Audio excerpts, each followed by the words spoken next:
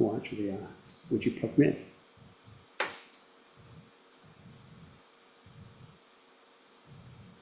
Let's see if this is working. Would you plug me in? Okay, it looks like it's loading. Okay, we should be in now, Thomas. Okay, wonderful.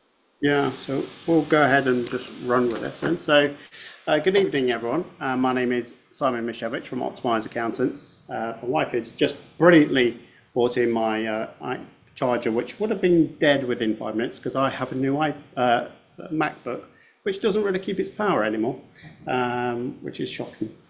So today I want to do a different type of show. This is talking about investing in the United States. We know very much, if you look at YouTube channels, you will see a lot of people saying that buy-to-let in the UK is dead. And in many ways, I agree, and in so many other ways, I disagree. But what it has allowed me to do whilst I was in the zone of, well, could it be dead? What do you do?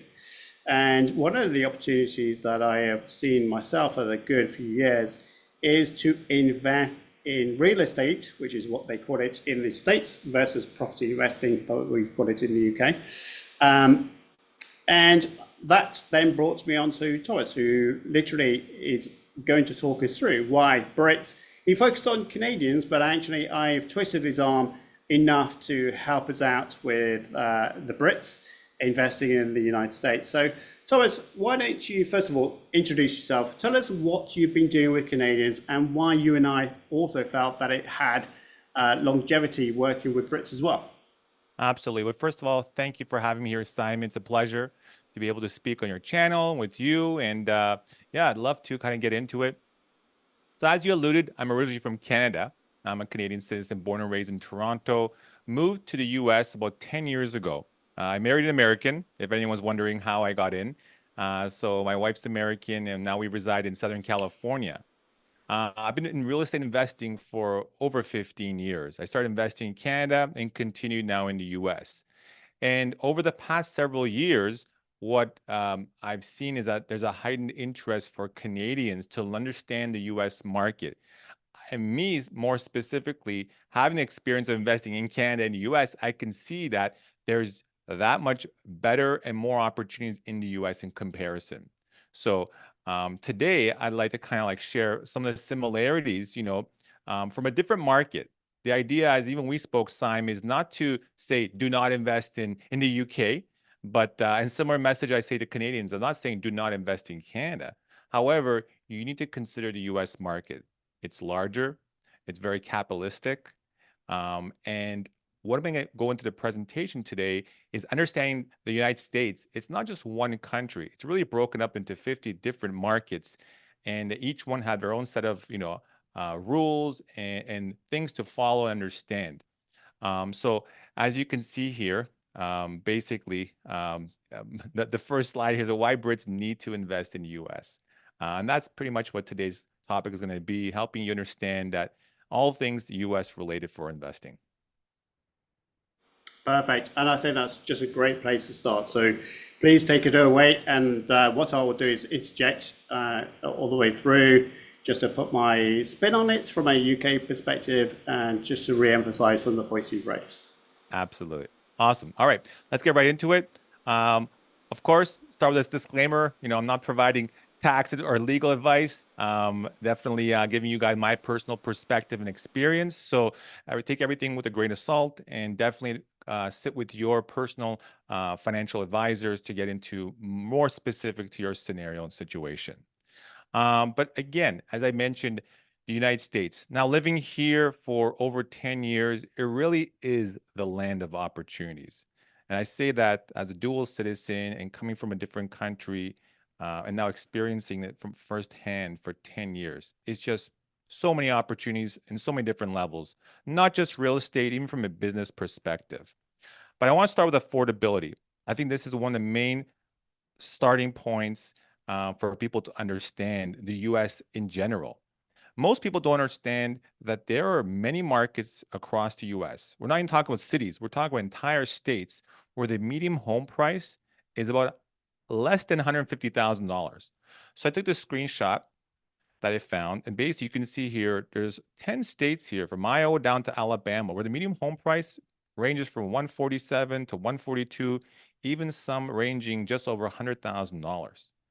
And that is an important metric because a price point of that, when you factor in a median household income ranging from $60,000 to $80,000, really presents a really affordable market. Look at this income to mortgage ratio hovering around 10%. That's very uncommon. And I'm going to show a few slides of other countries. And I know for myself from Canada, where the average ratio from income to mortgage hovers around 50%. So that's a huge consideration as someone considering a market and considering to invest and why they should invest. If you can afford, if you can acquire assets around $100,000, $150,000 with rents that are very strong, then that's going to set you up for much success. And you can see here kind of the top cities across the US for affordability, where they hover. They're kind of that Midwest and kind of southern area of the US. Again, you can see the US is quite large. There are 50 states, and that's a broad range all across the US. But I want to sit on this particular slide for a few moments now, because what this slide represents is the affordability from a housing cost perspective. So you can see here clearly in the blue area, all the different states where the housing cost is less than 15% of their estimated monthly income. That's a huge consideration because that's the majority of the country. This entire blue area, all these blue states, the monthly cost for their mortgage or rent is less than 15%. This greenish area is where housing cost ranges between 15 to 29% of their monthly income. And finally, you've got two states. One I happen to reside in, California and Hawaii back here, which were over 30%. I moved from a high-priced market in Toronto to another high-priced market in California, but I do want to share that I don't necessarily invest in these markets. I invest and I go find deals and acquire deals in the markets where it makes most sense. So again, you don't have to live in the market that you invest in. That's huge because too often, I remember when I Thomas, can I started. just interject on that Yeah, point? for sure. You know what? This is a common theme I have with Brits as well. Investing in the UK, the UK is small, right? It's the size, it can fit into Texas. That's how small it is. But what we find is that people like to invest where they live for ease. And that gives problems because they're missing out on huge amounts of return on investment opportunities. And therefore, if they broaden out their horizon, such as the United States, but even in the UK, and just broaden out where they live versus where they invest, it does not need to be in the same place. And I love the fact that you just emphasize that. 100%. I know when I started investing in real estate, I wanted to be within driving distance. So I'd invest about an hour, hour and a half away.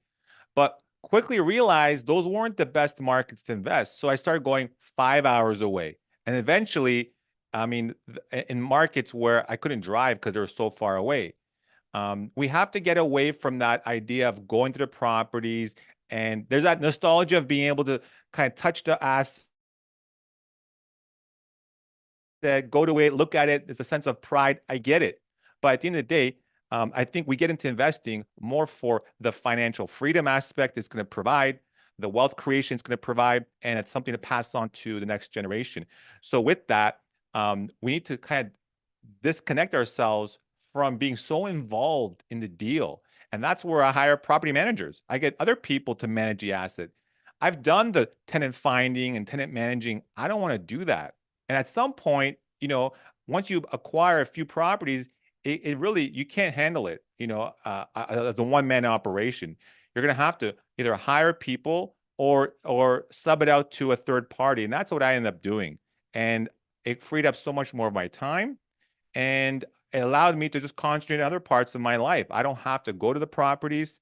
I rarely go to properties.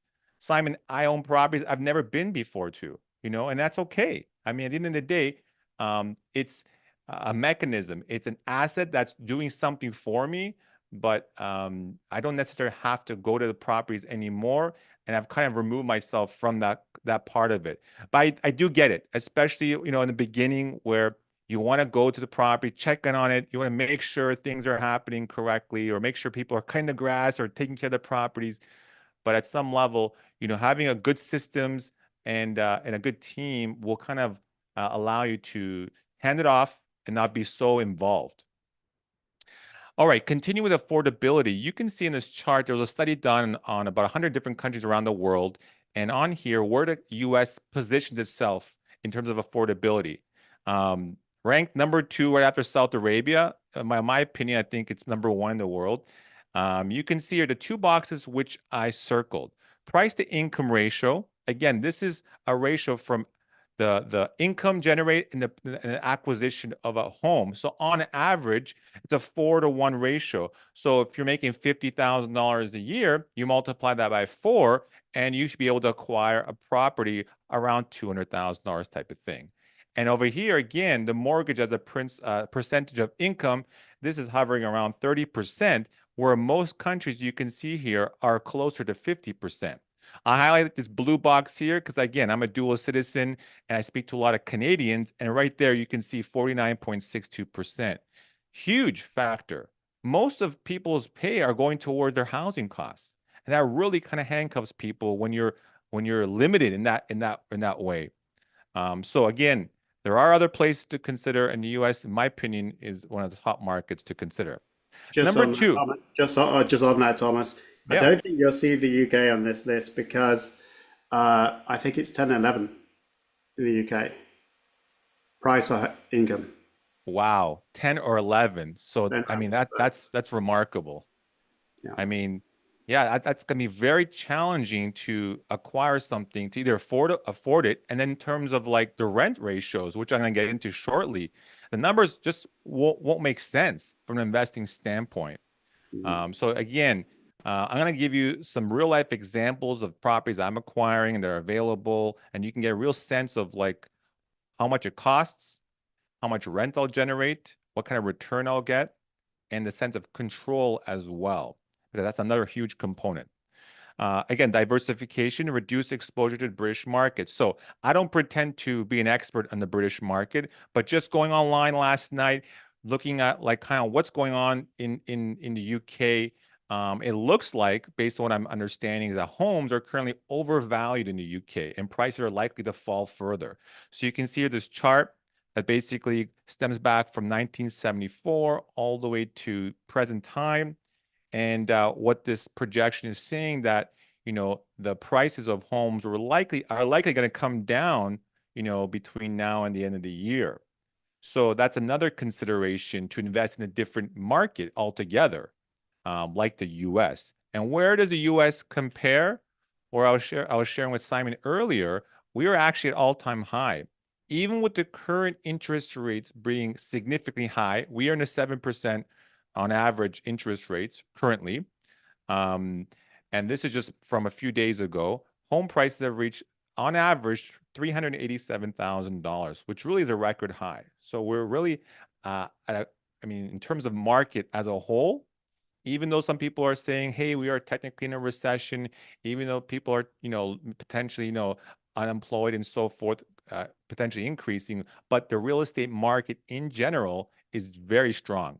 And here in Southern California, I'm a licensed realtor, and I know I have clients looking to acquire a home. Before even able to see the home, they have got 3, 4 offers. And it's just just the inventory levels being very low, and the demand being so high is causing prices to escalate substantially. So again, this is just an overview of the overall market.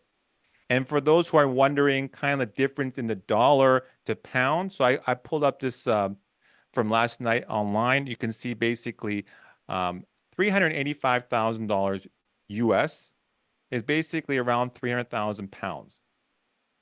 And the average home, what I understand in the UK, is hovering close to 300,000 pounds. This was pulled in from online. I could see basically the prices of home in UK have escalated dramatically. And you can see here of what I was able to found. find is that the average home in the UK is right around $285,000. So, That's very you know, accurate. yeah. So again, very comparable in terms of what the average price is. But a good ratio here. If people are wondering what is $385,000, well, you can see there it's 300,000 pounds. All right, number three. This is a very important metric: landlord-friendly market. So I'm coming from Canada, and it's more specifically Ontario, which Toronto is in the province of Ontario. It's a very uh, tenant-friendly market, meaning as a landlord, you have very limited control. Once you put a tenant into your property, it's basically um, you have very limited rights. Ultimately, if they stop paying rent, the tribunal process to evict the tenant could be upwards of a year or more. People can damage the property, very little recourse. Um, if you need the property, you want to move back into the property, good luck. Very challenging to do that. So as a landlord, it's very unpredictable and the risk is substantially higher. So in the US, this particular chart is very important. What it represents is all the red areas, all these red markets, Texas, Arizona, Arkansas, all these red states represent landlord-friendly states in comparison to this teal green are renter-friendly markets. So you have options as an investor. You don't have to be investing in a market which are renter-friendly. And this is important because you want to reduce your risk. You want to have predictability and control as a landlord. I'm not suggesting to be a slumlord. No. But what I'm trying to help people understand that you have, in certain markets, you have much more control. And what does that mean when I say control? Um, this is the slide I want to really get into. Number one, no rent control. You can set the rent at whatever price that you want.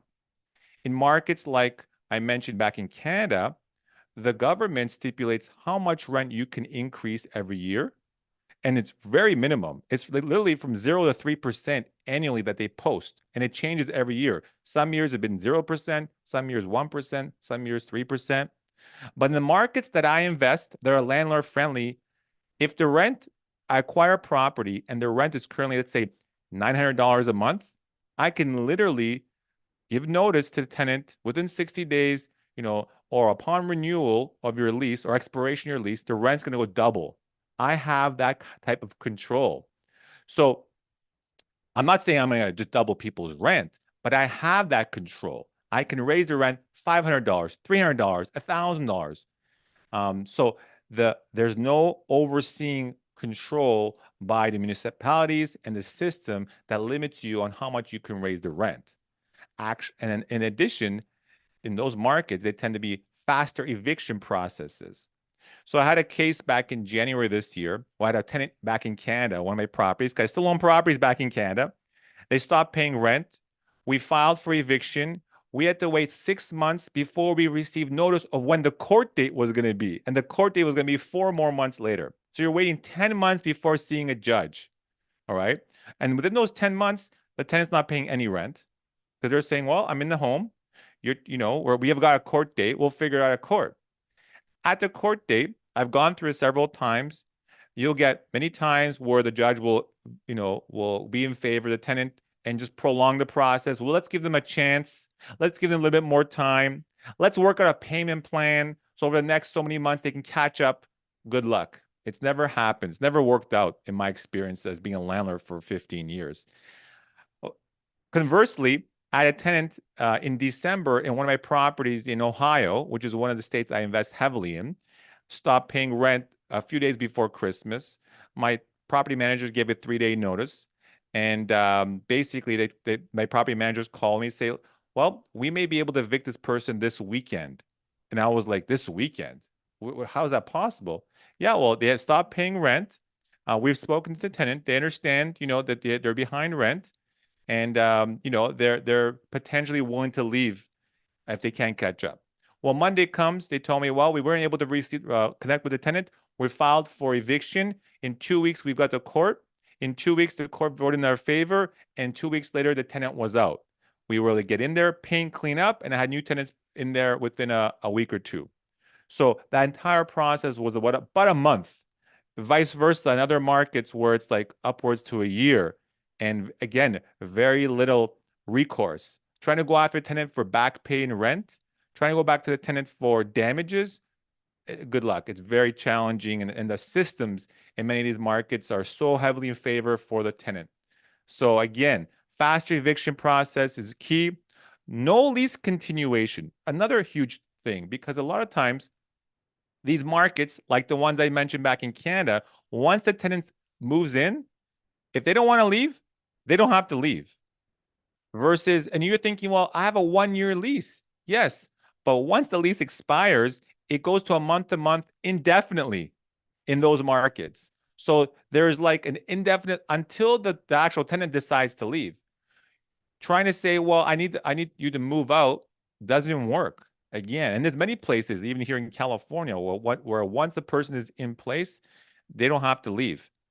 Versus other markets, like I mentioned, these landlord-friendly markets, once the lease is over, basically you can give notice in advance saying your rent is either going to go up to a certain number, or we're no longer going to, we're not going to continue your lease. You're going to have to move out by the expiration of your lease terms.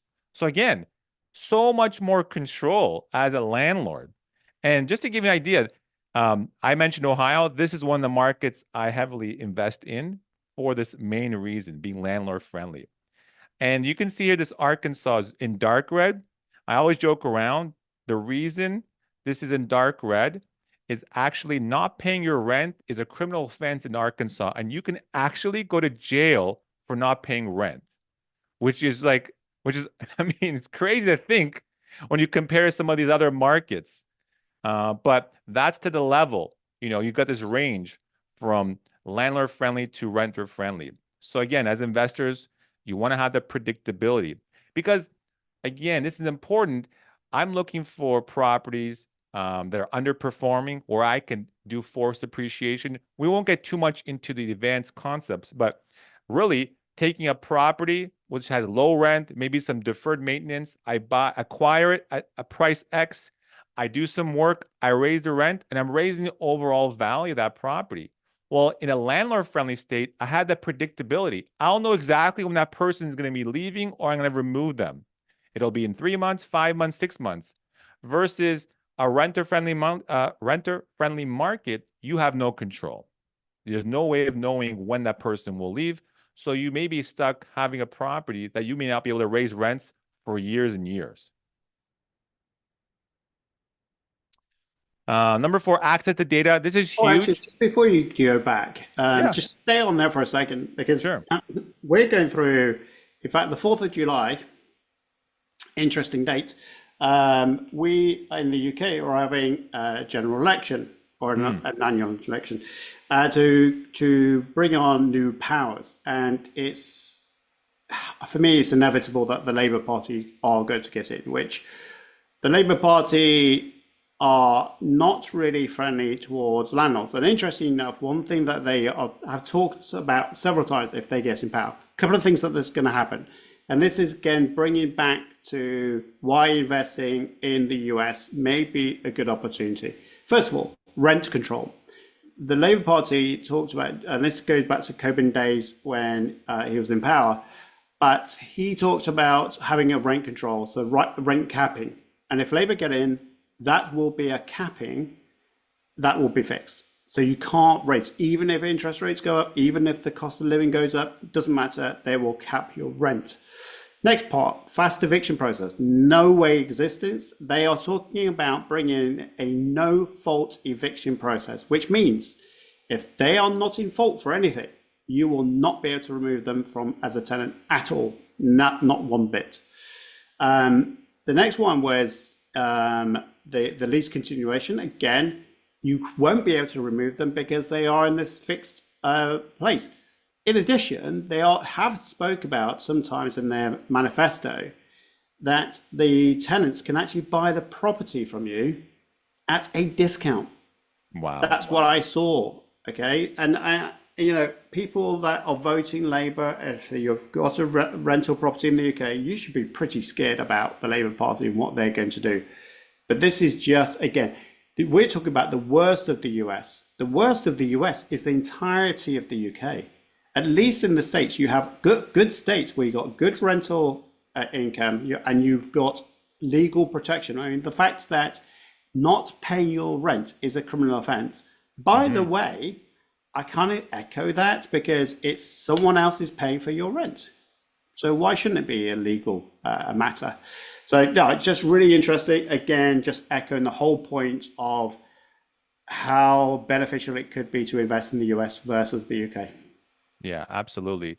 In my experience, most markets where there's rent control, the rents are enormously high, um, like significantly high, like by a factor of like three, four times higher than non-rent control markets.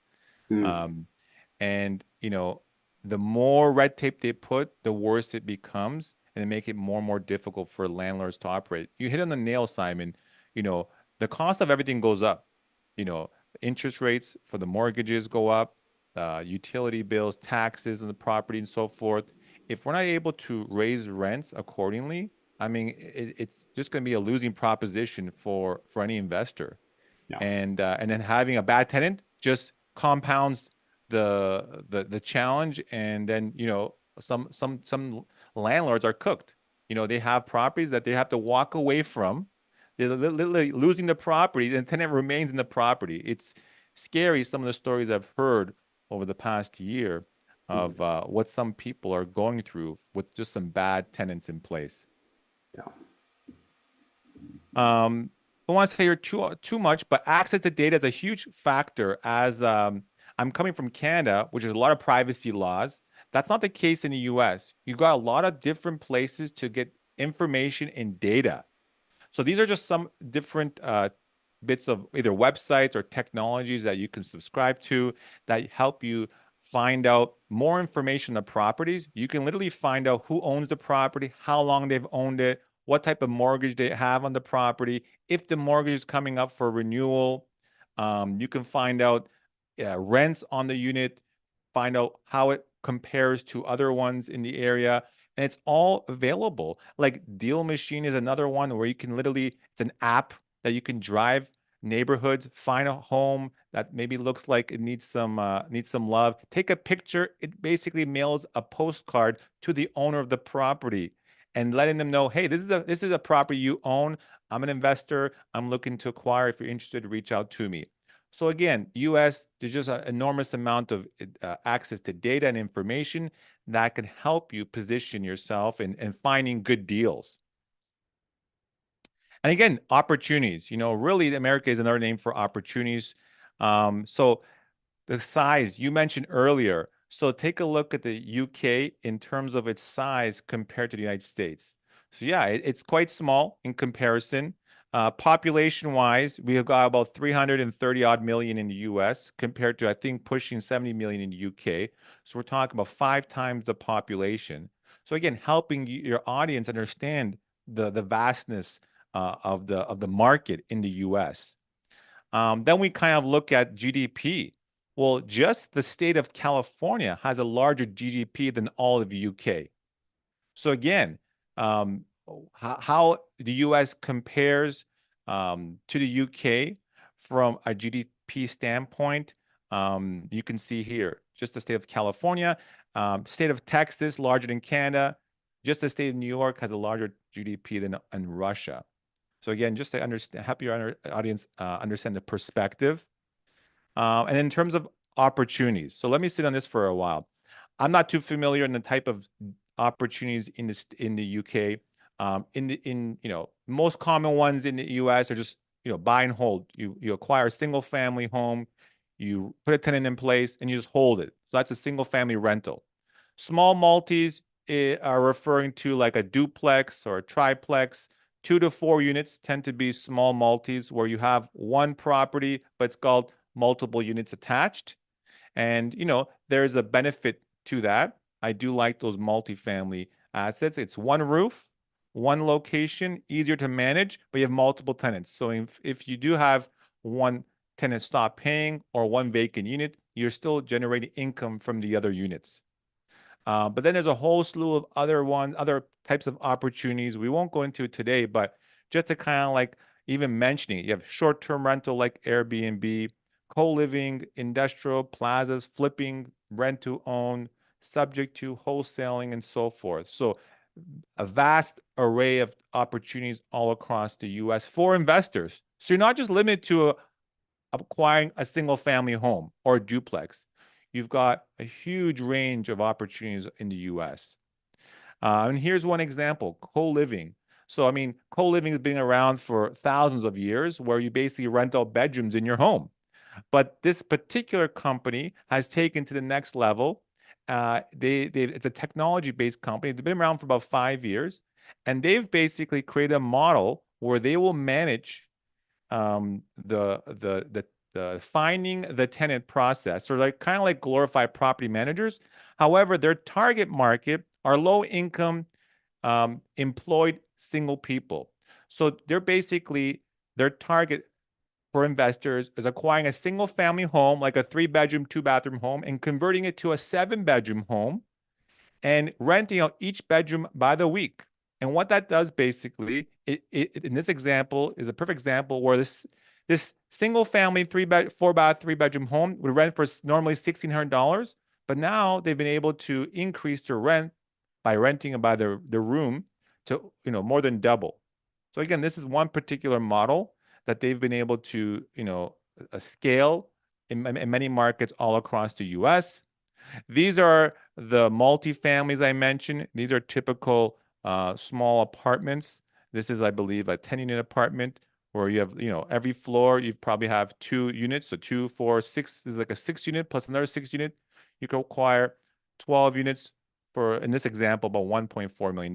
But this is a typical example of access to data. You can literally go on this particular website, do a filter search on a particular market, looking for a very specific type of property, and it'll populate and it'll show you. And now you click on that and you go into it, and you can actually literally find out who owns the property and connect with them directly or through a broker.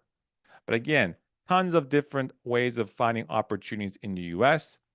Top states, I think one of the main questions I get asked all the time now, which states? Yes, you kind of allude to landlord-friendly states, great, but which states, to consider? I mean, I I I set this up saying I don't pretend people are not making money or losing money in every state. I mean, I live in California. People are doing real estate here. People are doing real estate successfully, but people are also losing money, similar to all other 49 states. So again, I'm not trying to defer people from investing in other markets, but I like to stack things, the data and information in my favor. So lowering my risk. And how do I do that? Well, basically, these are the KPIs I factor in. Rising property prices. Our prices are going up in the market. Something good's happening there. If it's a landlord-friendly market, that's another consideration I'm going to really heavily favor. If it's an affordable rent, which rents in proportion to their income is relatively low, great. That's another consideration for me that I'll definitely factor in. Jobs, if jobs are going up in that particular market, I want to consider investing in that market. Also, property taxes. Some markets have substantially higher property taxes compared to other places. So you really need to analyze that, calling the local municipalities, finding out how much tax that property have. And if you were to acquire it, is there a tax change, a tax rate change? And often there is. So you need to find that out. What would that change? If someone owned the property for 20 years and paying $1,000 a year, now you're acquiring it for $1 million, what happens now? I'm sure you're not going to be paying $1,000. What are you be paying? That's what you need to find out. And also rising rent rates. If rents are increasing, that means demand is increasing there. So that's another consideration to look for as an investor. Thomas, just Now, going back on this, yeah. that page there, that is worth probably $1 million in itself. Because how many people do not do this and then fall foul of general things? So they may buy a property in that local area. And again, this is very popular in terms of the UK, buy a property in your area where the major employer has gone out of town, but you're still buying properties there. The landlord friendliness, as I said, isn't so high. And affordability is not so great because we've got cost of living in the UK, which is crazy. It's about 30, 40% of your income right now is just to live. if not more. So this page, if you were able just to analyze this for your investments generally, I think you'll make fewer mistakes. Would that be fair to say that? 100%. We need to take the emotions out of things. We need to take the personal element and look at it from a more calculated perspective. And these are the main, I call them KPIs, main key performance indicators for the opportunities I'm going to look into. The more checks this particular market has, the higher probability of success, in my opinion, you'll have. So again, step away from the comfort of having something that's close by or in a market. Some people tend to acquire property, a second home in a market, they go vacation. But again, is that the right place to invest? Are you investing it more from a convenience aspect than a calculated strategic play? Because if you're planning to just go this place to a place that, to vacation, well, just go to a hotel. Don't buy a property in that particular market. Find something in the right area that makes sense, with all these different factors to consider. So yeah, huge, huge thing. And I know it's easier said than done. We like to maybe own a property in a particular city or town or area. But again, if you want the best returns, if you want to lower your risk, these are the things you want to consider.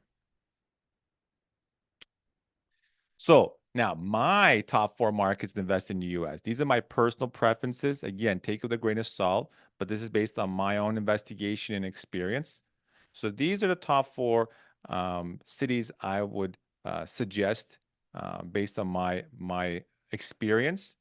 And you can see here, you got Raleigh, North Carolina, Dallas, Texas, Cleveland, Ohio, and Columbus, Ohio. So 2 of them happen to be in the state of Ohio. As I mentioned earlier, I like that state. A lot of good things: affordability, landlord friendliness, the price points, rents are increasing, and its proximity to Canada as well. It's relatively a relatively short drive to a lot of my contacts and networks, so they can easily drive to the properties. And I say that because I have a lot of investors partnering with me on some of these purchases, so they can just drive to the property. But yeah, North Carolina, another landlord-friendly market. Same with Texas. We were just in Dallas a few months ago, looking at deals and opportunities. A lot of growth in Dallas. The DFW area has increase in population. I think the fastest in the nation.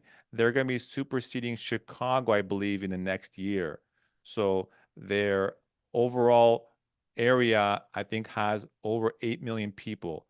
And I believe Chicago's at 8.8, but their trajectories over the next year, the population there has just exploded over the last 20 years.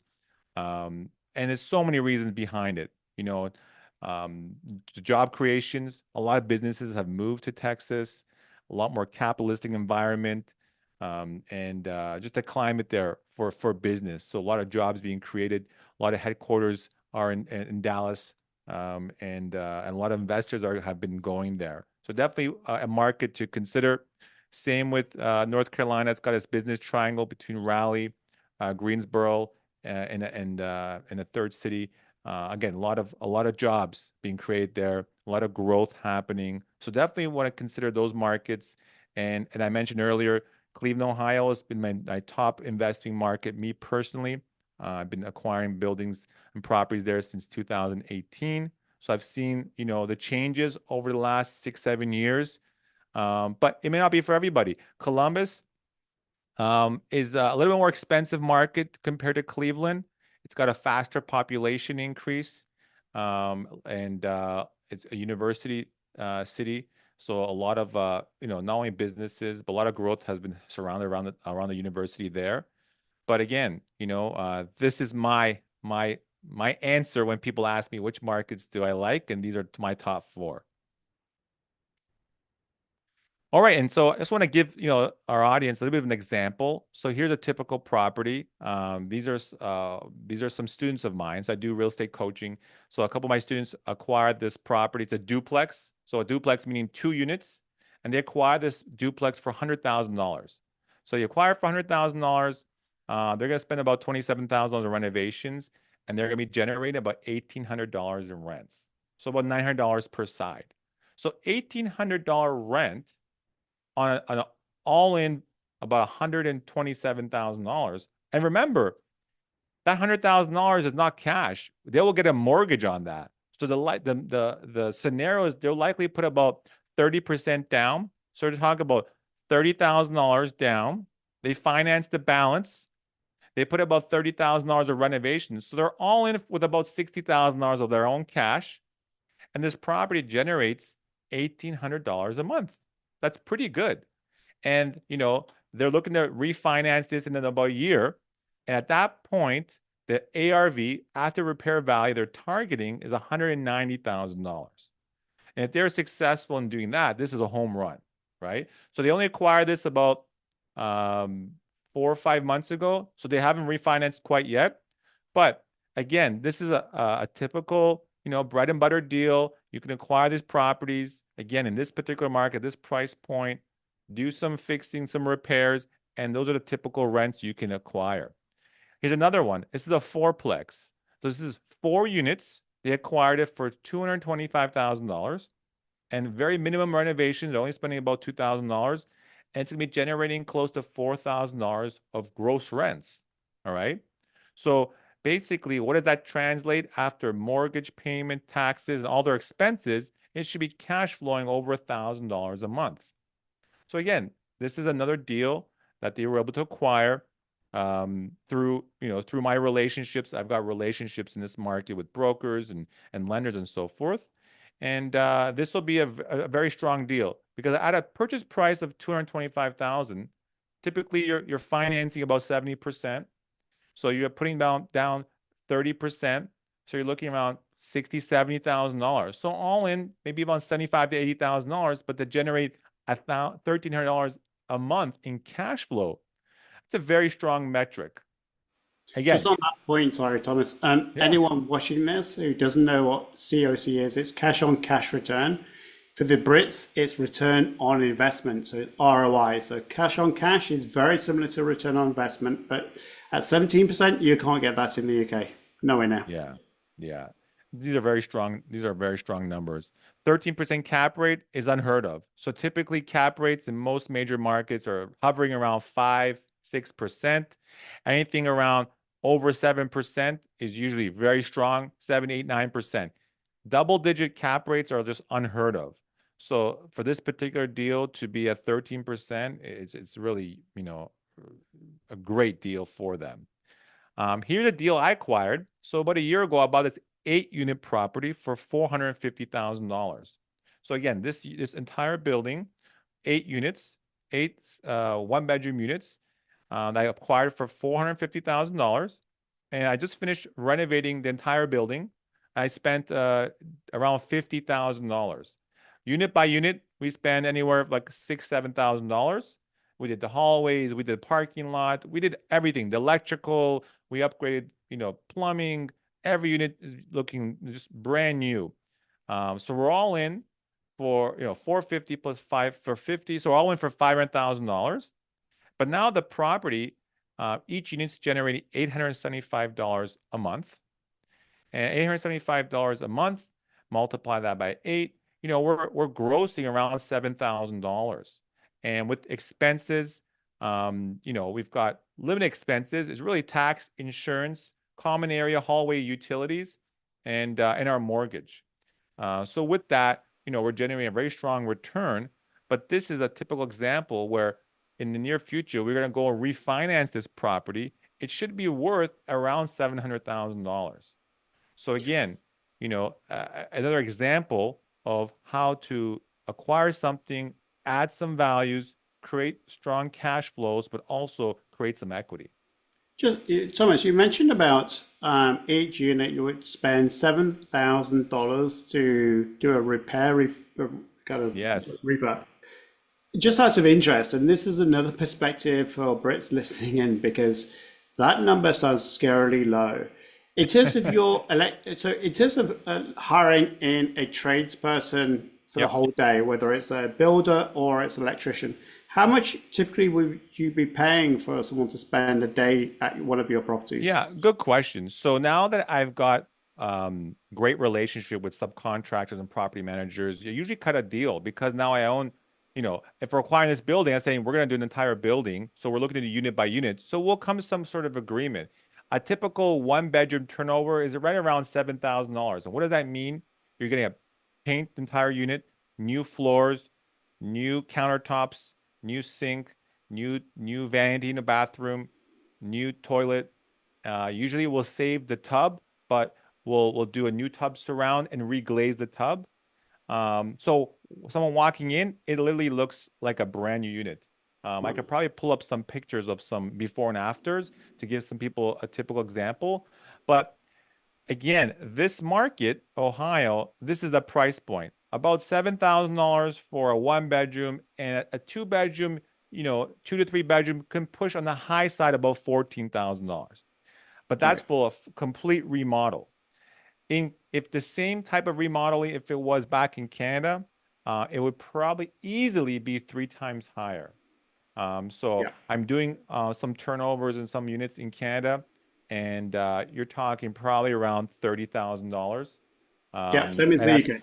Yeah. yeah, So and I've even some. If we're talking removing drywall, we're talking like $50,000 to $60,000 in some instances. right. So, again, market to market, we're talking the price points, the cost for things vary. So in this market, where you're acquiring properties around $50,000 to $60,000 per unit, the cost is going to be substantially lower versus another market. We were in Dallas, Texas, where you're talking $150,000 per unit. If you're talking like Toronto, Canada, or LA, you're more like $350,000 per unit. So again, everything is relevant.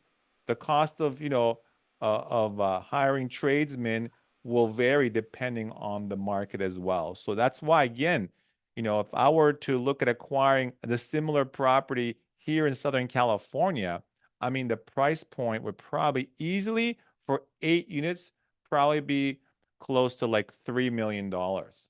No joke.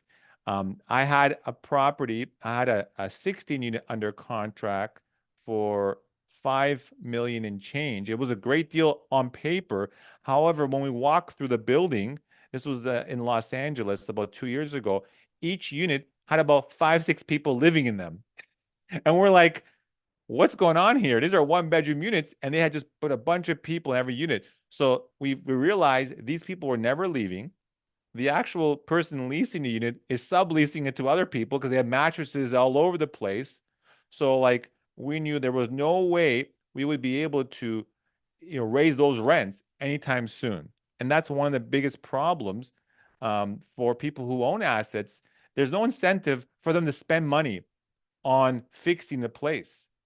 Versus this property I acquired, there was huge incentive for me to spend money to make it better. Like the before and after, I don't have it on this particular slide, but I should probably add it. The before and after is dramatic. Like they had holes in the walls, like the faucets weren't working properly, and had all kinds of just like really worn out, a worn out unit, because the actual structure itself is probably about 60, 70 years old. This was probably a 1940 or 50 built type of thing. So, you've got an aged asset that whoever owned it hadn't spent money on. But I come in, acquire it, I spend money on it. Now the place has been refreshed and looks pretty nice. And now you can demand higher rents, and people are happy to pay the higher rents because they're like, wow, this is like a brand new unit. So again, there's that win-win for everybody. The investor wins because they are able to raise the value. The tenants win because now they have a better unit, cleaner, all new, and it's a great, and then it's a great relationship. And in this particular market, I don't know if I mentioned earlier, Simon, the tenants know the laws. So if they're going to stop paying, they're just going to leave in most instances. They're not going to hang around because they don't want that on their records. So that's another thing. Some of these markets, if a tenant stops paying and you take them through the eviction process, it ends up being a black mark on their record. So a future landlord will know that they were a problematic tenant. So the likelihood is very low for them to find another unit to rent. So that's where, again, it's a great relationship. If we all do our part, we all win. So here's a building I acquired last year. So take a look at this building. 24 units. The building's about 30,000 square feet. Large building, all 3-bedroom units. So this is in Cleveland again. 1.35 million was this acquisition. You can't even build this building for $4 million.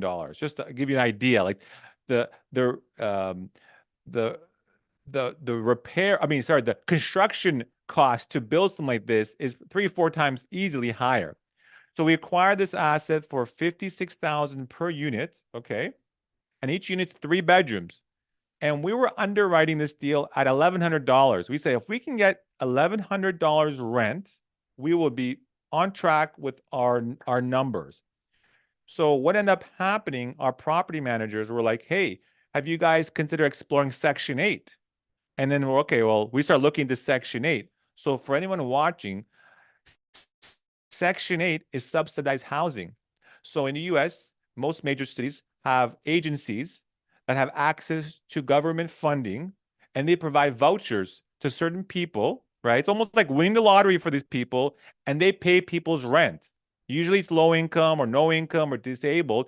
They pay upwards to 100% of people's rent.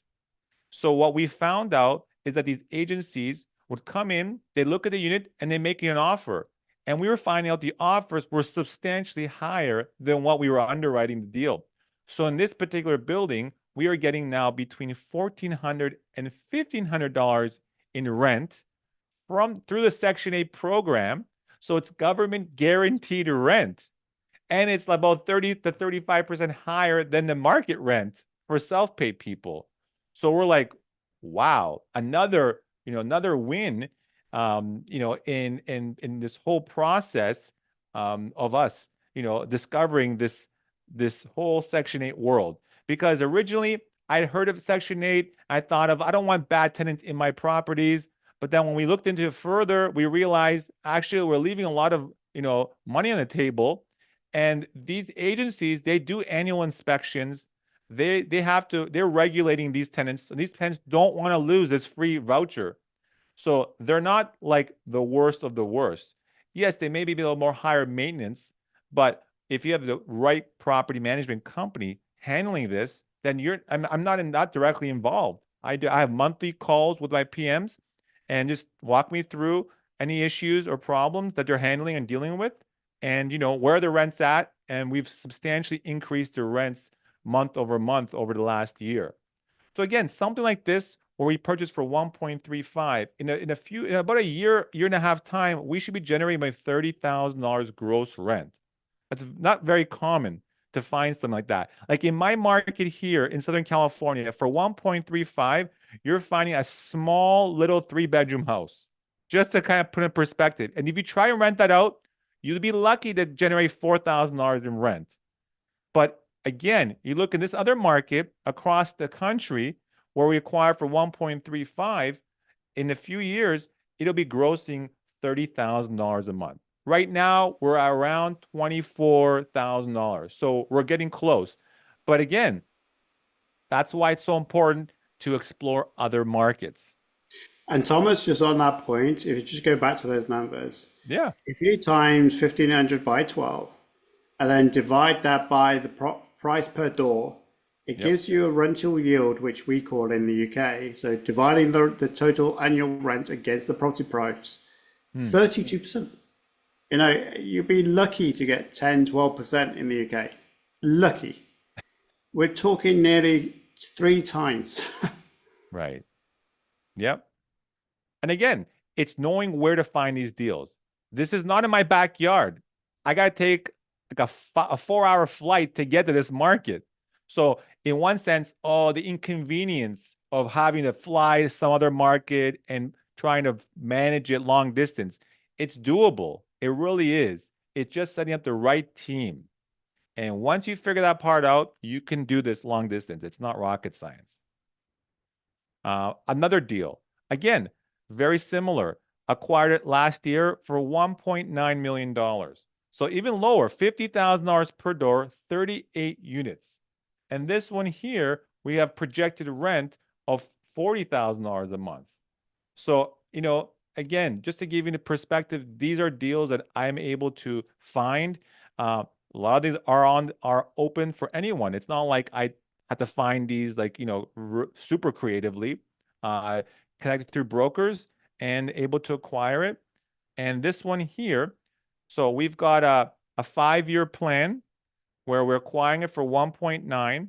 We're gonna probably over the course of 5 years spend a couple $100,000 on unit turns and some repairs, but no major expenditures. Like the roof was just done, windows already done before we bought it. But our projection is to get as close to $40,000 gross rent, and the value of the property we should be at 3.2 conservatively of a value within 4 or 5 years time. So not only we're increasing the rent, so now we're getting more cash flow, but the overall equity is increasing as well. So in 5 years, we plan to sell it. We're hoping to have about $1 million of equity in the deal that would be split between us partners on this acquisition. And again, 1.9 million, that's a decent sized home here in Southern California. Like a nice 4-bedroom home, 2,000 square feet. Honestly, 2,000, 2,300 square feet, nice home in a safe area in Southern California. That's the price point. So I'm looking at this. It's literally looks like a school. It's on 2 acres. It's got at least 16 garages at the back of the lot, in addition to what you see here. So again, these are not assets I can find in my market. I go and find a deal where it makes sense. Really quickly, I want to give you guys a little bit more of my background. Just kind of summarizes who I am. Again, thank you for everyone who's just kind of tuning in. I do have some more slides, but I just want to give you a little bit of background. So, I always put believer by faith for me and my wife is just inherent part of our lives. We just give God the glory for everything. How I even ended up in the U.S. Was really a miracle of circumstances and things that happened. But I'm married. We've got 3 children. So I'm a father. I'm a friend. I'm a coach, investor, realtor, partner. But the last one also very important. I'm a learner. I don't pretend to know everything. I'm constantly learning myself. I'm growing. I'm on a path. We're all on a journey. So if you've never acquired real estate and you're just looking to get into your first one, hats off to you. For me, I'm on my journey and I've met people far, far ahead of me who've owned, hundreds and thousands of units and buildings and stuff. It's just, where we find ourselves constantly learning and taking the next step and constantly, challenging my students to take action. Learn is great, but if you don't do anything with that, I mean, it's just knowledge. But applying that knowledge is where growth happens. This is me, my wife, Julia, and our 3 kids. I mean, their kids are a blessing. They're a lot of work.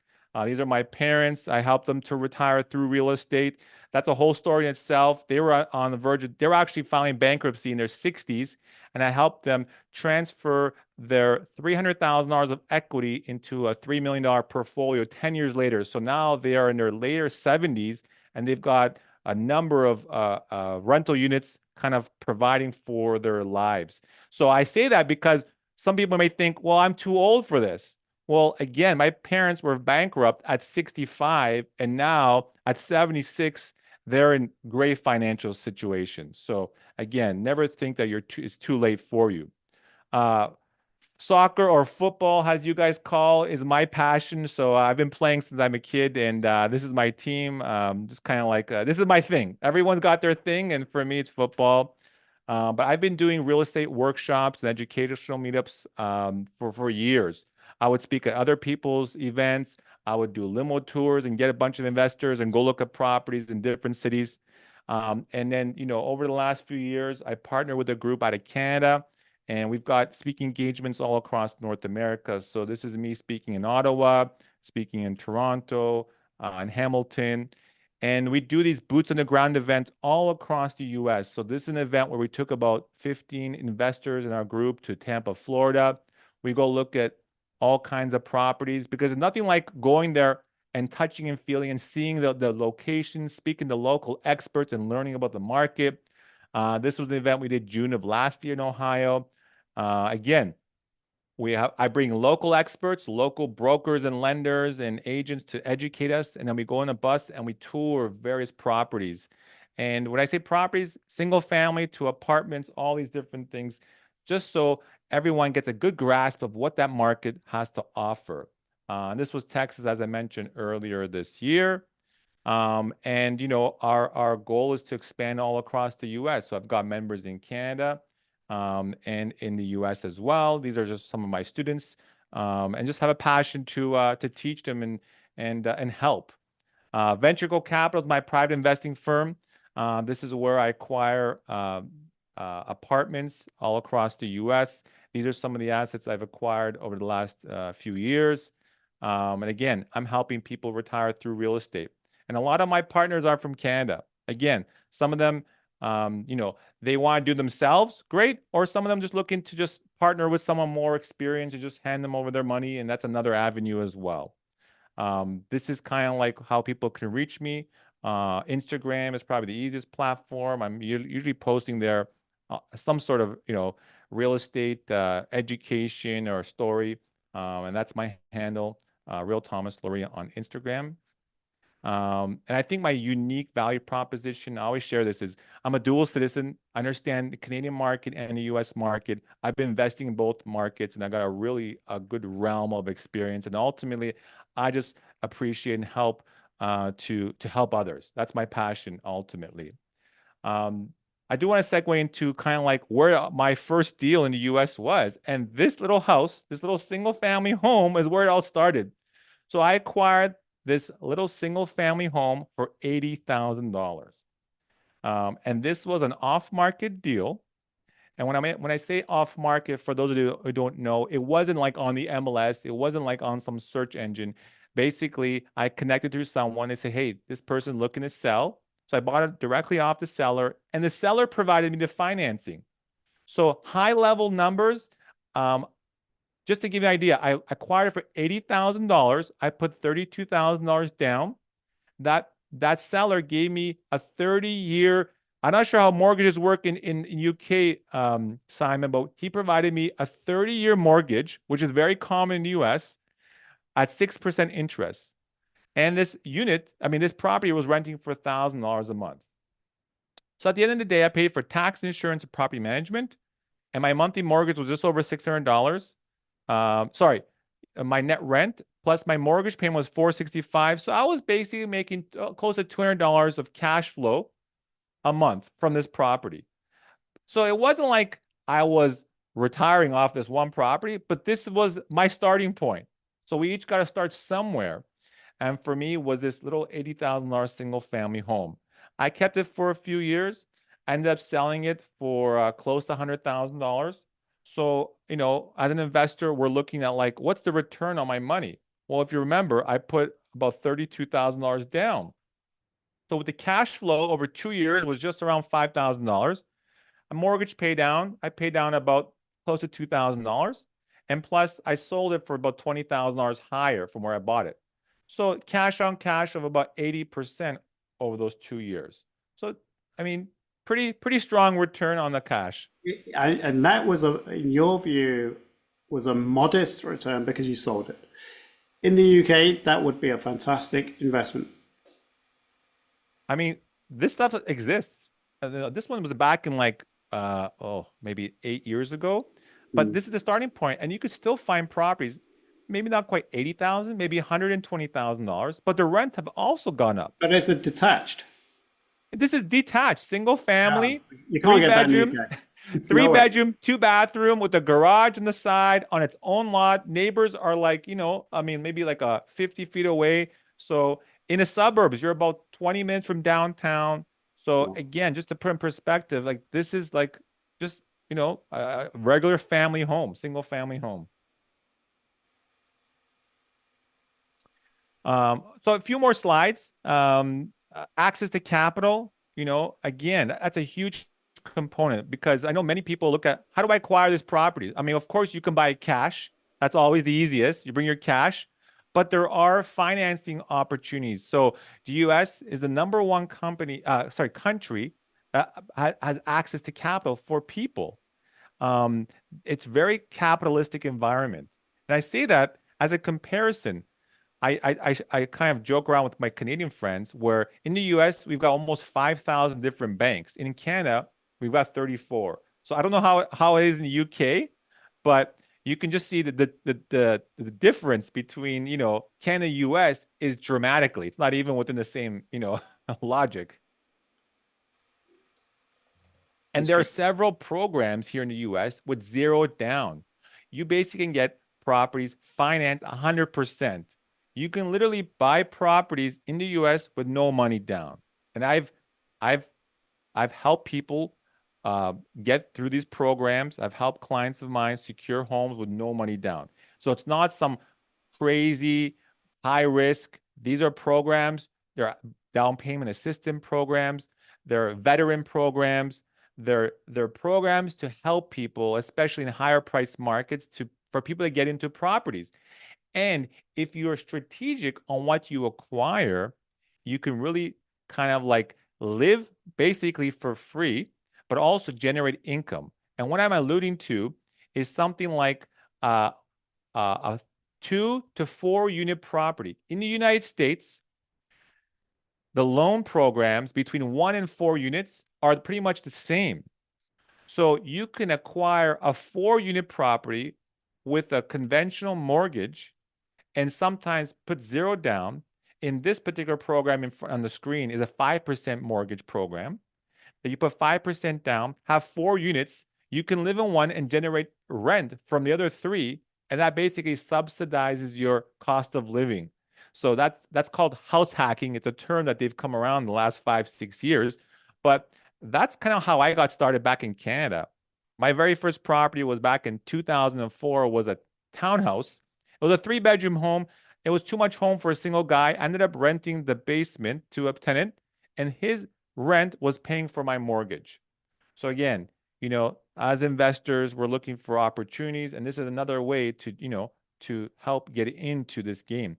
And also foreign national products. So again, I'm just throwing this out there. I'm not a lender, but there are programs and lenders within my network who help foreign nationals. So as someone from the UK, you guys are foreign nationals, but there are products geared to help foreign nationals to acquire a property in the United States. They tend to be a little more down payment. So for an American, it may be require, let's say a typical deal may require 20, 25% down for a rental property. For a foreign national, maybe it's 30, 35% down. And then in terms of like interest rate, if interest rates are like 7, 8%, for a foreign national, maybe 1 to 2% higher, maybe like 8 to 9% or something like that. But again, I'm sharing this just to give you an idea. There are some opportunities for foreign nationals to get access to capital to acquire properties. I won't go too much into this recourse, non-recourse, but there are different types of loans. I'm not getting too much into corporate structure. Again, taxation, corporate structure, that's where you need someone like Simon to help you because really the right structure will help you save money or lose money. And in the US, there are so many different types of structures. So we don't want to get lost in that today, but you really need someone like Simon on your team to help you understand which particular structure is best for you. We won't get into 1031 exchange or cost segregation because, again, those are very kind of next level strategies. But again, the US offers so much more for investors. So with that, I really want to end this by saying, let's lift that border and help start expanding your portfolio into the US. Thank you so much. That is a brilliant presentation. Could you just go to the slide where it's got your contact details or your Instagram account? Can you just Yeah, go yeah, to yeah. that so people can take a picture of that and just get hold of you? I think that's the easiest approach to it. There we go. So Instagram it is. I've only just joined Yeah, I think Instagram. it's the easiest So way. Of course, I have a website. Yeah, yeah, but let's do that. I think Instagram is a great way awesome. to access to get hold of you. I think let's do that. But listen, Thomas, this has been fantastic. I'm going to take this video and I'm going to just take some segments of this and just create 5, 6 more videos because I think there's so much content in here that I truly think you can make great content just by taking segments of this, and that's what I'm going to do, just to put it out to the audience, because I want to make some direct comparisons. So I'm going to take some videos, and I'll make sure that you get mentioned in this because Thank you. A lot of things that you talked about in terms of return on investment, cash and cash return, you can't get in the UK. The fact that you get so much more protection and it is entrepreneurial in the US. The UK, well, it's in a mess. It really is in a mess. When we talk about businesses and entrepreneurs and developing and trying to get some support, the government aren't there for that right now. They are there for their own agendas, and it's not for entrepreneurs and landlords. So there has got to be a safe harbor, and I think that's certainly for the US. And I think, in terms of being able to get that message across, is going to take at least 5-6 videos where I dissect what we talked about, put them on there, and I'll make sure that we'll put them on the Instagram accounts. But thank you ever so much for that, because that is truly, from an awareness perspective, it's a magnificent, and the returns you can get in the US is astonishing. One thing you didn't pick up on is taxes, and clearly, understandably, the reason for that. But one thing that in the US you don't get in the UK is depreciation.